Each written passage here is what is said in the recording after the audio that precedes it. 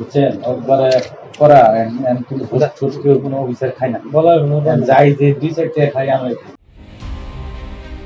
2-4 টাকা যাই খাই আমরাই খাই এমন কথা বলে প্রকাশ্যেই ঘুষ নিচ্ছিলেন ময়মনসিংহের নান্দাইল এসিল্যান্ড অফিসের সার্ভেয়ার জাহাঙ্গীর। বিগত দিনেও ভূমি অধিগ্রহণ শাখা থেকে ঘুষ বাণিজ্যের মাধ্যমে হাতিয়ে নিয়েছেন কোটি কোটি টাকা। আলাদিনের জাদুর চেরাগে 12 বছরে নিজের ভাগ্য বদলে ফেলেছেন এই ভূমিকর্মী। পরিশ্রম করি তো দেখো এই জিনিসগুলো নেই আমরা চলে না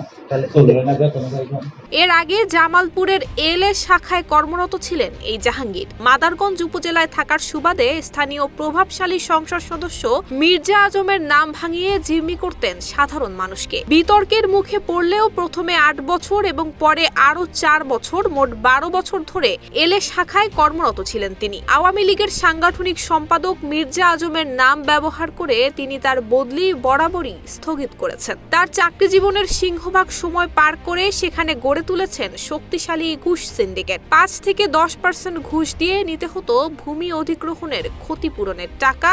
টাকা না দিলে হারিয়ে যেত ফাইল। জাহাঙ্গীরের ক্ষমতায় ঘুষ বাণিজ্য ভয়াবহ আকার ধারণ করেছিল জামালপুরের ভূমি অধিগ্রহণ এলএ শাখায়। অভিযোগ আছে তার টেবিলে ঘুষ না দিলে কোনো ফাইলই হাত দিতেন না তিনি। তার কাজকে সহজ করতে নানানভাবে ভয়ভীতি দেখাতেন এলএ শাখার কর্মকর্তা সহ সার্ভেয়ারদের, যার ফলে এই জেলার সাধারণ মানুষের ভূমি সেবা গ্রহণ সংক্রান্ত কার্যক্রম বিতর্কের মুখে পড়ে। ঝামেলামুক্ত অধিগ্রহণের ক্ষতিপূরণের টাকা পেতে দ্বারস্থ হতে হতো সিন্ডিকেটের সদস্যদের কাছে। সিন্ডিকেটের বাইরে অধিগ্রহণের টাকা তুলতে গেলেই ভোগান্তির শিকার হতে হতো সেবা গ্রহীতাদের।